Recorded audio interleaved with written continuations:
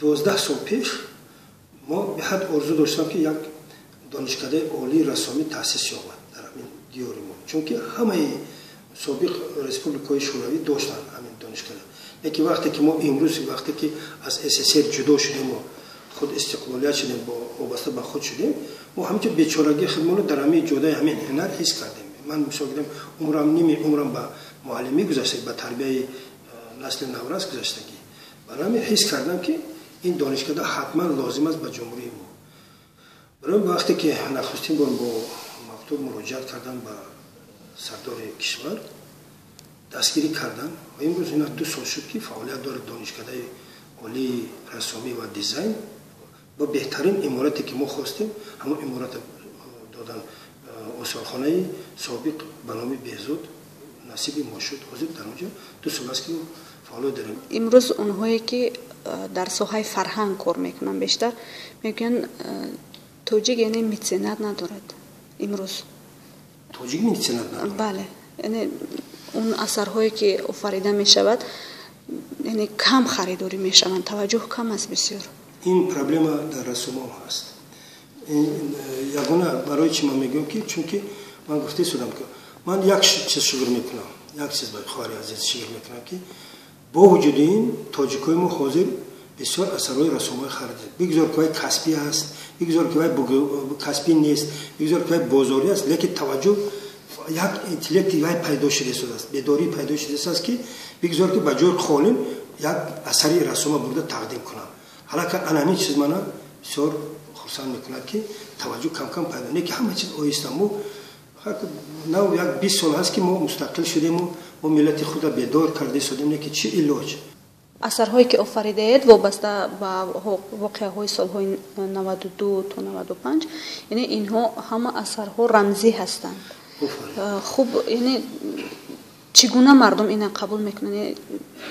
аку он тарафаш рости гап, ман он тарафаша фикр намекунам ки мардум ки қабул мекунад, чӣ хел қабул мекунад. агар эҷодкор фикр кунад ки чӣ хел қабул мекунад, уман эҷодиёт намешавад. чунки эҷодкор бояд тарозуву ченаки вай надорад, фақат бо худу бо он чизе ки аз илоҳӣ ишора мешавад. барое ки агар ки мо ба ишораи мардум фикр кунем, кор кунем, ҳамаро бояд дар тарозу ченак монда, баъд эҷод кунем. вақте ки уман асари тасвирӣ ченак надорад, ин аз ҳиссиёт меравад. аз ҳиссиёту аз ин рӯ рамзҳо пайдо мешавад. вақте ки ҳиссиёта ба кор ки бурдед, аз он рӯ худаш дар рӯи чорчуба худаш пайдо шудан мегирад. яъне новоста ин новоста аз ман модоме ки ман сӯхтам, дидам, ҳамон худаш пайдо шудан мегирад. дар ин ҷо дигар ягон савол пайдо намешавад ки барои чӣ, барои кӣ. ман ин саволҳо гум мешавад. лекин асарҳои ман асосан дар вақти ҳамон воқеаҳои нангин сар шуд. асари нахустине ки сар шуда буд аз 5 қисм ибора аст. ин номаш сиёҳу сафед, яъне дар қисми марказии ин асар аз 5 қисм ибора бошад. қисми марказии асар ин илтиҷои модар, яъне модар ба як исташ ба худо нигоҳ карда истодааст, не ки чашмаш ба мо ба онҳое ки ин асара тамошо мекунанд, яъне ба бинанда чашмаш, яъне илтиҷо аз худо ҳам аз мо бандаҳош илтиҷо карда истодааст ки ҳамин воқеаҳо дигар такрор нашавад. чунки ҳамин фарзандеш ки дасташ баставу дар фитода шудааст дар ин ҷангҳо, ҳаминро илтиҷо кесаст модар ки дигар ҳамин ин фарқ надорад фарзанди кадом минтақаи тоҷикистон аст. тоҷикистон як фарзанд дорад, ин фарзанди тоҷикистон. барои ҳамин вақте ки духтарча майдакак буд, вақте ки савол буд, вақте ин асара ман дар хона дар вақти ҳамн тирпарониё дар атрофи хона тирпарониё буд, фарзандома дар хона дар рӯи шифт хондам ки тир нарасад гуфта. баъд вақте ки ман ҳамин асара ҳамҷо меофаридам, баъд мегӯфт ки барои чӣ гуфта ин модар ин хеле барои савол дод.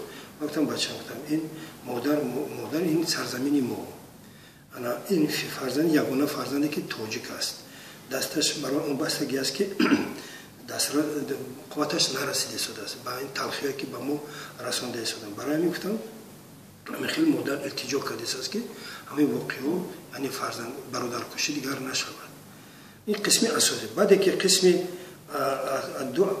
атроф пайдо шуд, یعنی قسم اطرافی که انا خطر آماده شده است. خطر من از بچگی میاد آوردم که آواز اونجا که سگ‌ها میکشیدن، گرگ‌ها میکشیدن، کلانسول‌ها دویم در خواطری میشدن که اگر خطر میآید.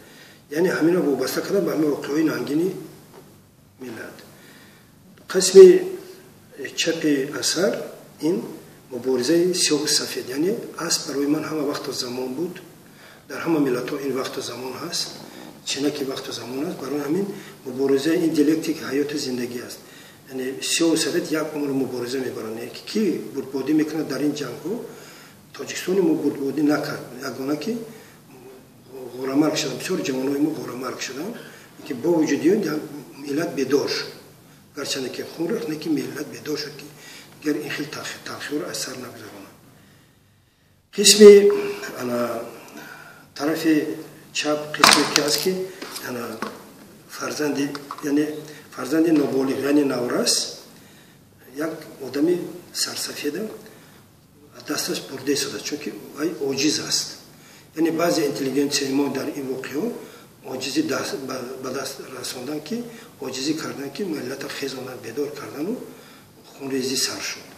این معنی رو دارد. دیگه قسم آخرین قسمی که ما اشتباه خوردیم، این قسمی طرف راست آخرینش که یعنی میگه رود سیاه الهینم تاجیکا یک دعای بد دارن، همون روز سیاه در بین ما بود، یعنی رویش ناعیان نه به ما میخندید، به ما دوست و نه که اغوای خودش در بین ما میبرد، ملت خیزان ملت جنگ انداخت. یعنی پروکاتور اساسی همین روسیه ها هستن. یعنی دعای روسیه را روسیه شنگویو گرفتن با همین انجام میآورد. نه که با این اثری که عاجز و کودک نورس دستش گرفته برده شده است.